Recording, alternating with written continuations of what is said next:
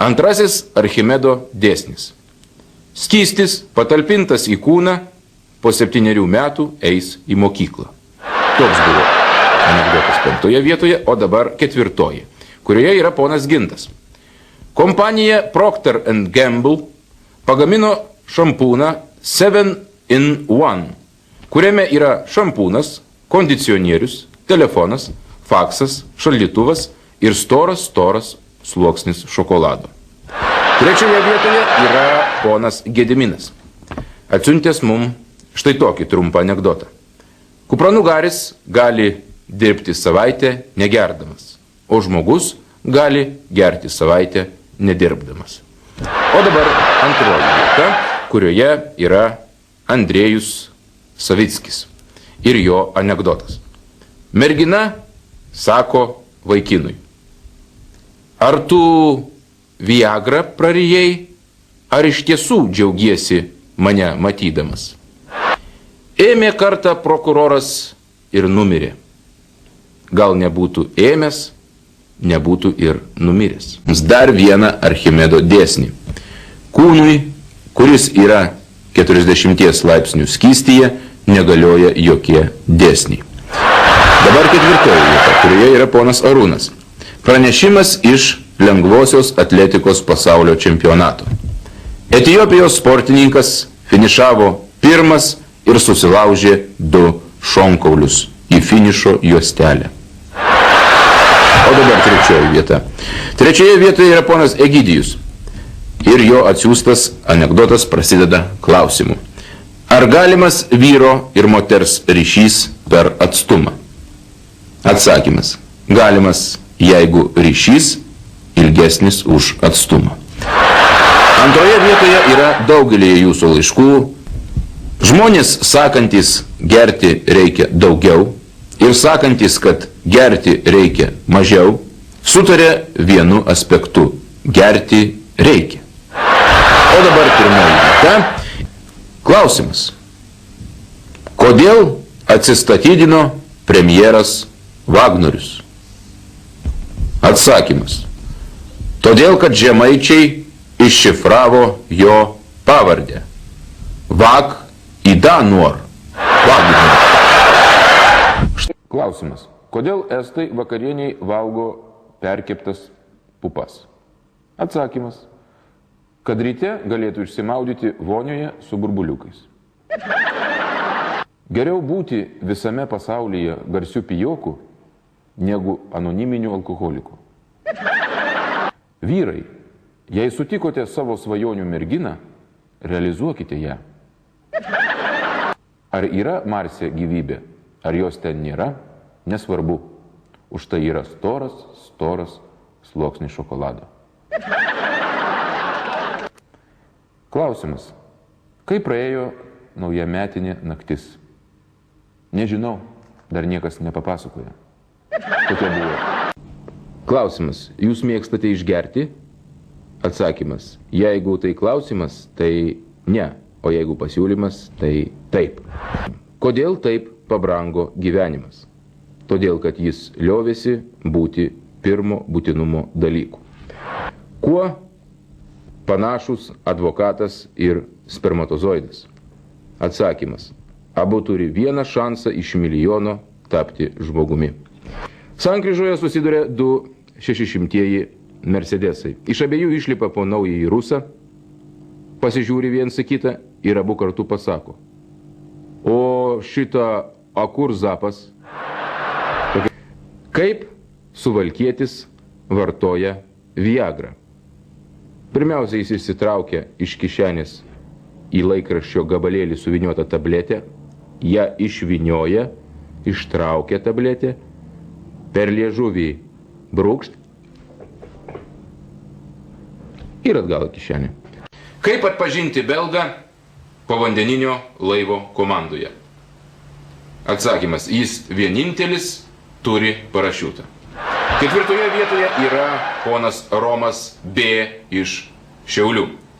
Klausimas. Kas būtų, jei Titanike vietoj DiCaprio vaidintų Briusas Vilis? Atsakymas. Jis būtų visus išgelbėjęs. Trečioje vietoje Eugenija iš Alytaus. Jeigu jūs sprinteris ir dalyvaujate lengvosios atletikos varžybose, tai prieš priimdamas žemą startą būtinai įsitikinkite, ar už jūsų nugaros nevyksta šuolio su kartimi varžybos. Antroje vietoje yra ponas Rokas iš Kauno. Grįžo kamikadzė namo iš darbo. Pirmoje vietoje yra ponas Andrius Butkus. Pagaminti nauji vaistai. Viagra Light. Norisi tik bučiuotis. Kaip reikalai mokykloje, sūnau? Kreipėsi tėvas į sūnų grįžus iš mokyklos.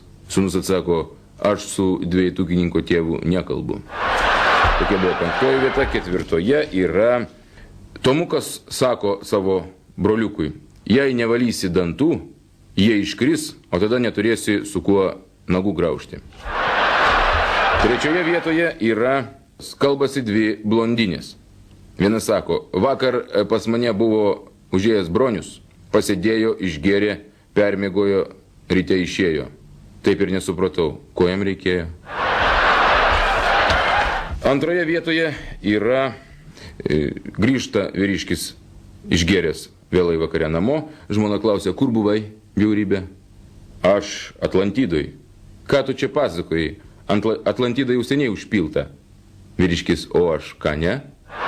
Tokia buvo antroji vieta. O dabar pirmoji, kurioje yra, ką reiškia vienas šviesmetis.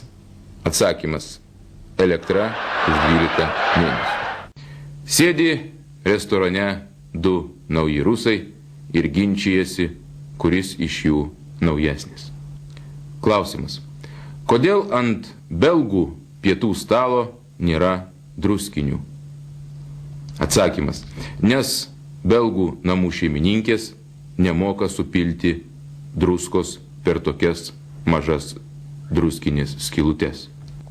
Važiuoja blondinė mašina ir klausosi radijo.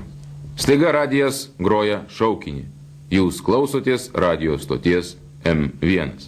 Blondinė sako, o iš kur jie žino? Kartą Karlsonas užstrigo orlaidėje. Taip ir buvo išrastas kondicionierius.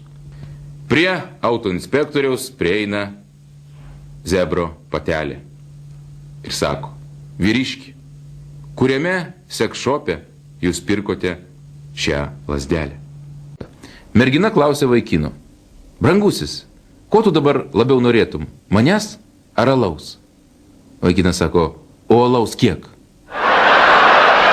Ketvirtoje vietoje yra, sėdi studentas vėlyvą vakarą barake, pasižiūri per langą, oba, geras, automobilis dega.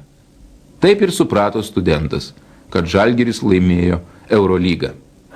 Trečioje vietoje yra brangus draugai, brangios moterys, brangus vaikai. Ne, tu tik pažiūrėk, kaip viskas pabrango. Antroje vietoje yra nužudė kalnietis žmogų ir pasodino jį teismas iki gyvos galvos. Tokia buvo antroji vieta, o dabar pirmoji, kurioje yra, kodėl naujasis Čiukčia žada finansiškai remti Žalgirį. Atsakymas, nori tapti Lietuvos piliečiu. Pamatė gruzinas Marlboro reklamą ir nusipirko arklį. Tokia yra penktoji, dabar ketvirtoji. Bobutis vyras, bet ne senelis. Kas? Atsakymas, Filipas Kirkorovas. O dabar trečioji vieta. Kas yra lietuviškas striptizas? Tai yra tada, kai šokėja, nusirengusi, sumeta drabužius į krūvą ir staigiai ant jų atsisėda, kad niekas nepavogtų. O dabar antroji vieta. Kodėl katedros aikštė taip iškasinėta? Atsakymas. Tikrina, ar gilios katalikybės šaknis Lietuvoje. Tokia buvo antroji, o dabar pirmoji, kurioje yra asilui negalima įrodyti, kad jis asilas, nes jis asilas.